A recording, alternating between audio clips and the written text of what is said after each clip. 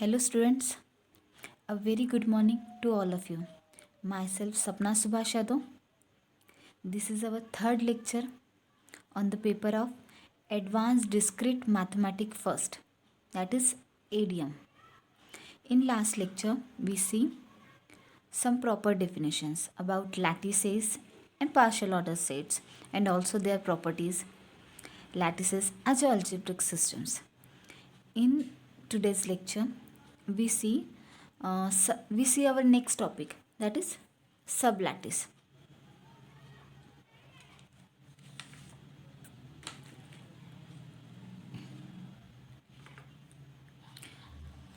First of all, we see the definitions of sublattice. Okay. We all know that what is a subset. ठीक आहे. If कोणत्याही एका सेटला किंवा कोणत्याही एका सेटला आपण सबसेट केव्हा म्हणू, जेव्हा त्यामधले एलिमेंट्स त्या सेटमध्ये प्रेझेंट असतात. ठीक आहे. तेव्हा आपण म्हणू की तो जो सेट आहे तो त्या दुसऱ्या सेटचा सबसेट आहे. तसाच सबलॅटिस म्हणजे एक म्हणजे एक आपल्याला लॅटिस दिला असेल. ठीक आहे. तर त्या लॅटिसमधले जेवढे एलिमेंट आहे किंवा एक लॅटिस दिला आहे, एलिमेंट्स आहे किंवा जेही त्यात नंबर्स असेल. ठीक आहे. त्या व्यतिरिक्त आपल्याला एक दुसरा लॅटिस दिलेला आहे एस नावाचा. त्यामध्ये जे एस नावाच्या लॅटिसमध्ये जेही एलिमेंट्स प्रेझेंट असेल ते एलिमेंट आपल्या त्या लॅटिसमध्ये प्रेझेंट असेल तरच आपण त्याला काय म्हणू की तो सब लॅटिस आहे.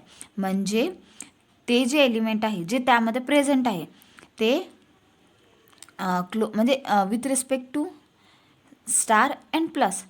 स्टार अँड प्लसला आपण काय म्हणू, स्टारला म्हणू जॉईन आणि प्लसला म्हणू आपण मीट. ठीक आहे. तर जॉईन आणि मीटच्या कंडिशन सॅटिस्फाय केल्या तर आपण त्याला म्हणू की तो एक लॅटिस आहे. Let L join and meet be a lattice. ठीक आहे. हे काय आहे आपले लॅटिस आहे. S is a subset of L. Then algebra S join and meet is a sub lattice of L join and meet if and only if S is a closed under join and meet. ठीक आहे. ही झाली एक proper definitions of sub lattice. आता ही definitions म्हणजे तशी तर समजणार नाही, बट एक्झाम्पलवरून आपण एक प्रयत्न करू की बा ही डेफिनेशन्स कशी समजून घेऊ शकतो. ठीक आहे. तर या डेफिनेशनवरती एक एक्झाम्पल बघूया. एल काय हा आपल्याला आपण आधीच बघितलं की हा आपल्याला रिलेशन्स दाखवतो. ठीक आहे. So S relations B a lattice in which त्यांनी काढलं की एल काय आहे हा एक लॅटिस आहे. त्यात एलिमेंट्स किती आहे A1 A2 up to son A8 and S1 S2 and S3 are the म्हणजे हे प्रूव्ह करायचं की S1 S2 S3 काय हे सब लॅटिस आहे एलचे. ठीक आहे.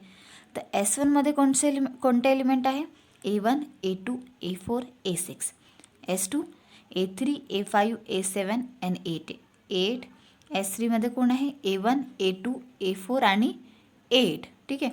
हे एवढे एलिमेंट्स प्रेझेंट आहे S1 S2 आणि S3मध्ये आणि एलमध्ये A2 A8 पर्यंत. आपण काय केलं की एक जेवढे म्हणजे त्याचा एक स्ट्रक्चर ड्रॉ करून घेतला जो एलचा आहे.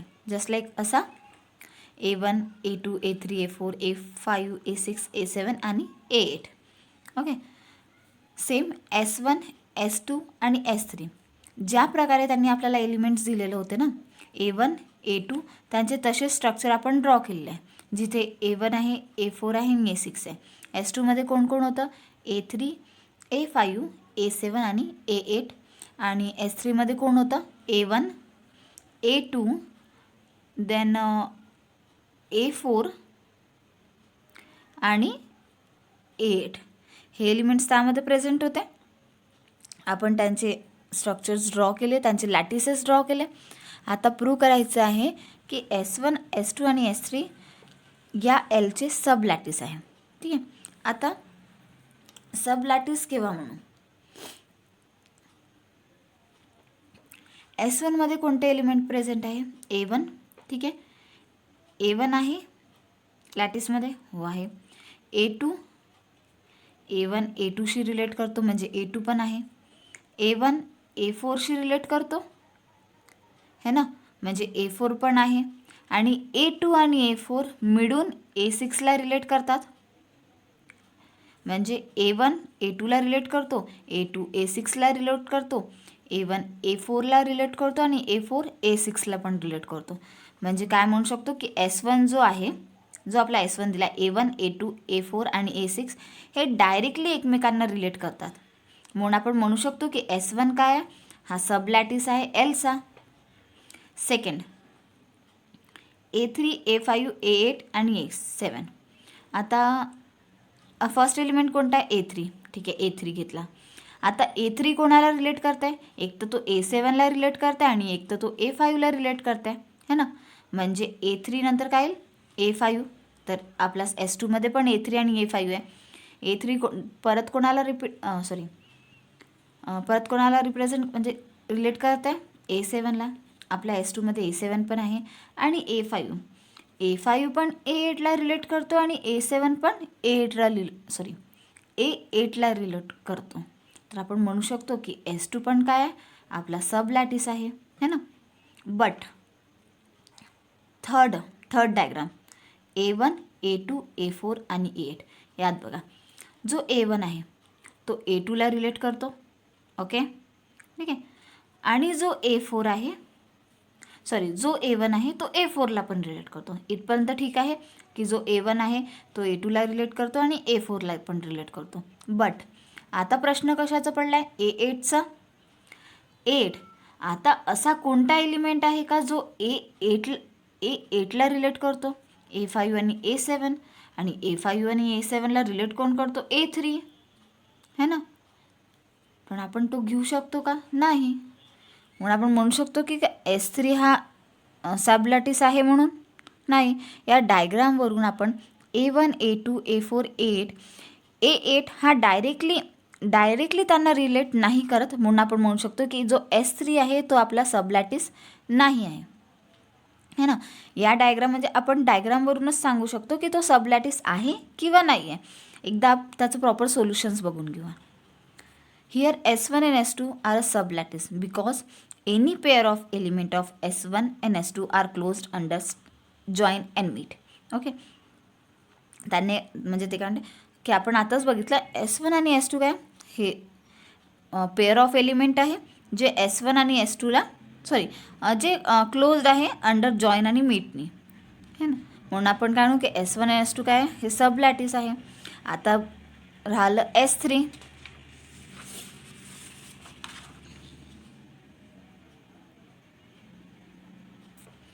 तर काय, A1 join A4 is equals to A4 belongs to S.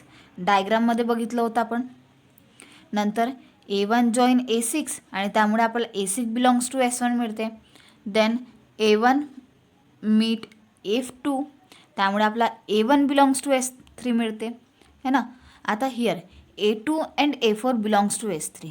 जे A2 आणि A4 आहे ते बिलॉंग्स करतात S3ला, आणि A2 जॉईन A4ला मिळून आपल्याला काय मिळते, A6 है ना. म्हणजे जो A2 आहे आणि A4 आहे, जो A2 आहे आणि A4 आहे त्या दोघांना जॉईन केल्यावर आपल्याला काय मिळत आहे, A6 मिळत आहे. But A6 belongs to S3 आहे का, नाही. S3मध्ये A1 A2 A4 आणि A8च आहे. तर जो A2 जॉईन A4 आहे त्यामुळे आपल्याला A6 मिळत आहे आणि A6 does not belongs to S3 आहे. ठीक आहे. आता हे एकदा भेटल्यावर नेक्स्ट मीटची कंडिशन सॅटिस्फाय करायची गरजच नाही आहे. कारण जेव्हाही आपण कोणालाही सब लॅटिस केव्हा म्हणू, जेव्हा तो जॉईन आणि मीटच्या दोन्ही कंडिशन सॅटिस्फाय करेल. आता हा जॉईनचीच कंडिशन सॅटिस्फाय करत नसेल तर त्याने मीटची कंडिशन सॅटिस्फाय करो किंवा नाही करो यात काही चेंज होणार आहे का. आपण जॉईनची जी कंडिशन आहे तीच बघून आपण म्हणू शकतो की हा A6 आहे, हा does not belongs to S3 आहे. दॅट मीन्स हा S3 सब लॅटिस नाही आहे है ना. हा A2 मीट A4 मधून आपल्याला A1 मिळत आहे आणि तो बिलॉंग्स टू S3 पण आहे, पण त्याचा बिलॉंग्स टू S3 असण्याचा काही फायदा होणारच नाही आहे, कारण आपल्याला ऑलरेडी एका केसमध्ये हे मिळालं आहे की जो A6 आहे तो does not belongs to S3 आहे. त्यामुळे आपण म्हणू शकतो की जो S3 आहे is not closed under join and meet.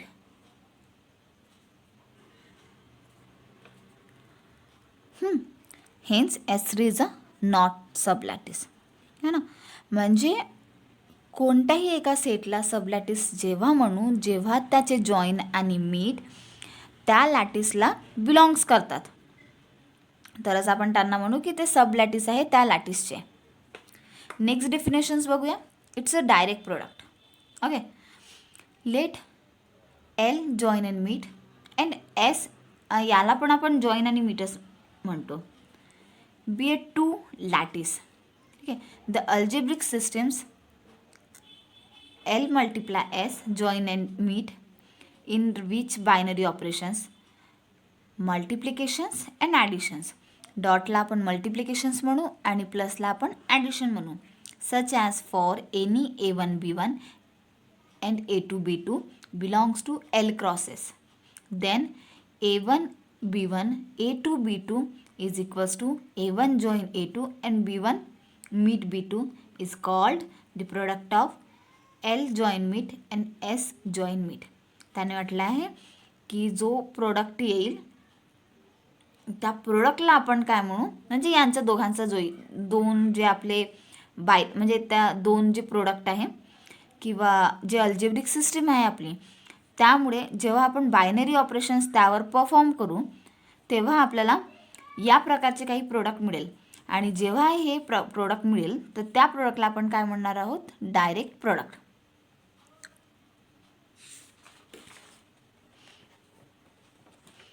Next definitions आहे. It's a distributive lattice. Okay, a lattice L join meet is called as distributive lattice if for any ABC belongs to L. कोणत्याही Lला कोणत्याही लॅटिसला आपण distributive lattice केव्हा म्हणू, जेव्हा त्यामधले जे ABC element आहे ते बिलॉंग्स करत असेल Lला. Just like A join B meet C is equals to A join B meet A join C. Also A meet B join C is equals to A meet B join A meet C. म्हणजे यांनी ही condition satisfy केली तर आपण म्हणूया की तो distributive lattice आहे. या डेफिनेशन्सवरती एक एक्झाम्पल बघून घ्या. Example, show that the lattice given by the following diagrams are not distributive.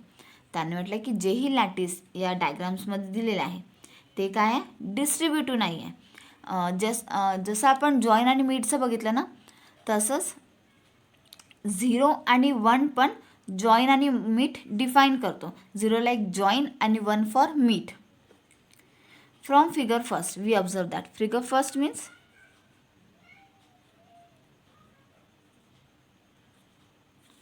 and this is our figure second. From figure first we observe that A1 A2 A3 belongs to काय L आहे, की जो A1 A2 A3 आहे तो belongs to L आहे. We have A2 join A1 plus A3 is equals to A2. जो A1 meet A3 आहे, त्यामुळे जो मीट आहे तो नेहमी आपल्याला 1 देईल आणि जो जॉईन आहे तो नेहमी आपल्याला 0 देईल. तर म्हणू शकतो की A2 join A1 meet A3 is equals to A2. That's equations first. Now A2 join A1 meet A2 join A3 is equals to 0. 0 meet A3 म्हणजे A2 आणि जो A1 आहे, ठीक आहे, तो देते आपल्याला 0 plus A2 join A3. A2 join A3 आपल्याला काय म्हणत आहे, it's A3 that means equations 2 is A3.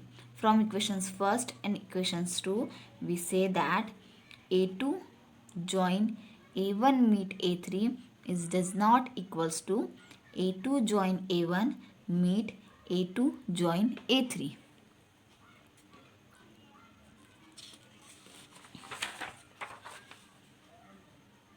Therefore L is a not distributive lattice.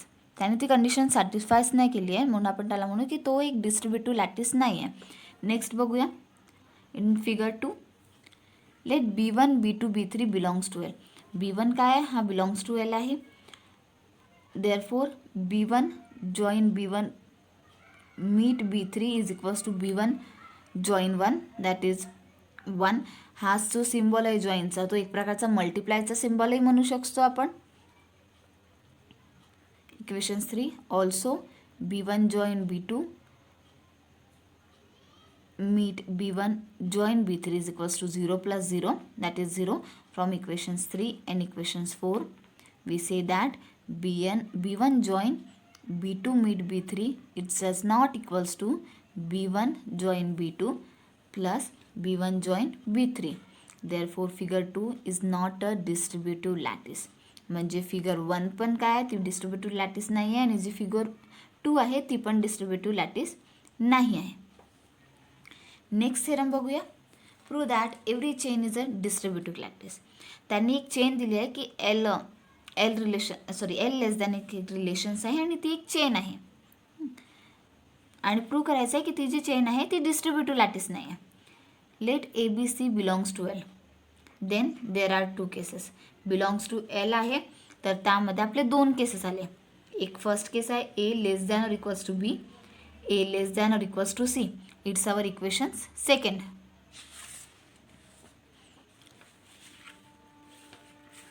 So case first LHS left hand side consider केली आपण.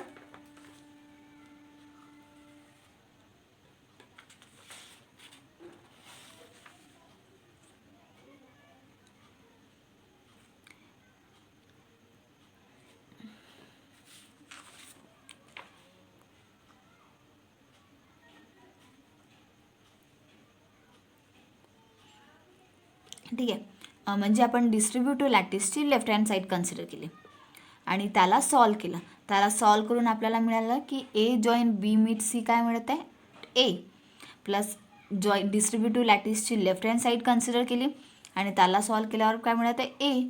That means equations and equations 2 are equal. Equations 2 and equations 3 are equal.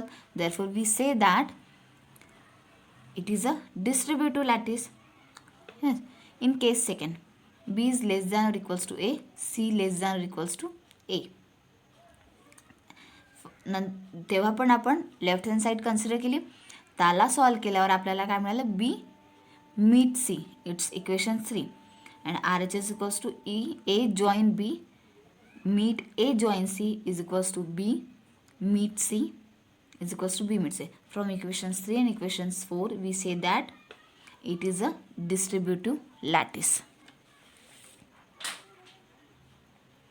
Next theorem, show that the direct product of any two distributive lattice is distributive.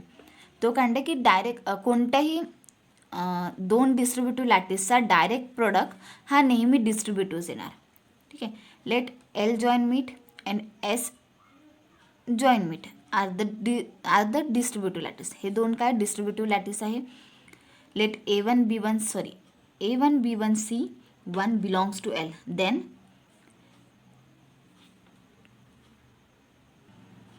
इथे आपण distributive लॅटिसच्या 2 conditions use केल्या आहे. ह्या 2 conditions आपल्या distributive लॅटिसच्या आहे. Also for same conditions. ठीक आहे. हा पण जॉईन रिलेट म्हणजे जॉईनला डिनोट करतो आणि हा मीटला डिनोट करतो. ठीक आहे. जशा प्रकारे आपण लॅटिसच्या या 2 डेफिनेशन्स लिहिल्या किंवा 2 केसेस लिहिली त्याच प्रकारे बिलॉंग्स टू L होतं. इथे A2 B2 C2 belongs to काय असेल S असेल. ओके. आणि आपला A2 join B2 meet C2 up to so on म्हणजे हे इक्वेशन्स 2 इक्वेशन्स आपल्याला मिळाल्या. Now we show that L cross S is a also distributive. त्यांनी काढलं की प्रोडक्ट त्या दोन डिस्ट्रीब्युटिव्ह लॅटिसचा जो प्रोडक्ट आहे तो पण आपल्याला डिस्ट्रीब्युटिव्ह मिळाला पाहिजे. आपण दोन लॅटिस तर कन्सिडर केला, एक ही वाली एल आणि ही एक एस आहे. या दोघांचा जो प्रोडक्ट आहे तो पण आपल्याला कसा मिळाला पाहिजे, डिस्ट्रीब्युटिव्ह. तर आपण consider A1 A2 B1 B2 C1 C2 काय आहे, belongs to L cross S, means L product S. ही कन्सिडर केली. इथे आपण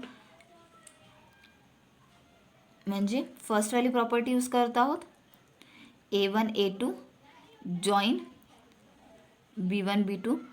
ठीक आहे, A1 A2 त्यांना सॉल्व केलं आहे. त्यानंतर A1 join B meet C1 comma A2 join B2 meet C2. Therefore A1 join B1 meet A1 join C1 and also A2 join B2 meet A2 join C2.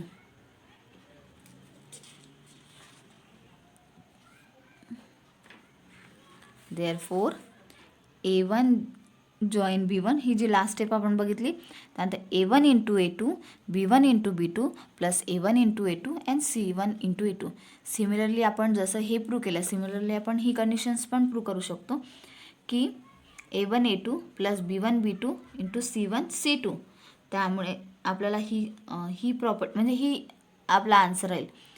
दोन्ही आन्सरला compare केलं तर आपण म्हणू शकतो की जो डायरेक्ट प्रोडक्ट आहे दोन्ही लॅटिसचा तो कसा आहे, तो डिस्ट्रीब्युटिव्ह आहे. Hence the direct product of any two distributive lattice is distributive. आता या डिस्ट्रीब्युटिव्ह लॅटिसवर काही एक्झाम्पल्स बघूया. In distributive lattice show that for any ABC belongs to L and A join B is equals to A join C and also A join B is equals to A join C is implies if and only if B equals to C. We have A join B meet C is equals to C. Its equations first.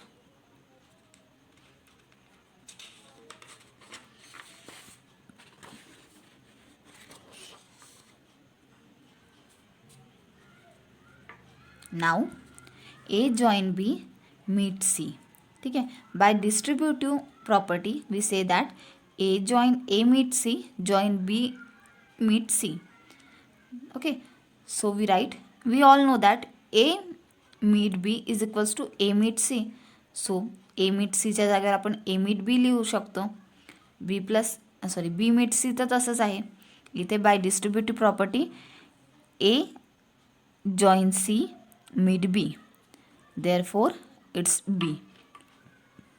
From equations 2, A join B meet C is equals to B.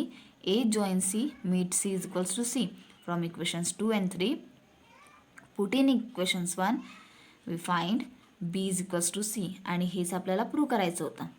Next example, show that a lattice is distributive. काय की lattice जो आहे तो distributive आहे केव्हा, जेव्हा तो ही condition satisfy करेल. म्हणजे इथे आली आपली दोन कन्व्हर्सवाली. ठीक आहे, तर आपण काय केलं, जी लेफ्ट साईड होती ती कन्सिडर केली. लेफ्ट साईडला कन्सिडर केला आणि तिथे डिस्ट्रीब्युटिव्ह प्रॉपर्टी यूज केली. त्यामुळे आपल्याला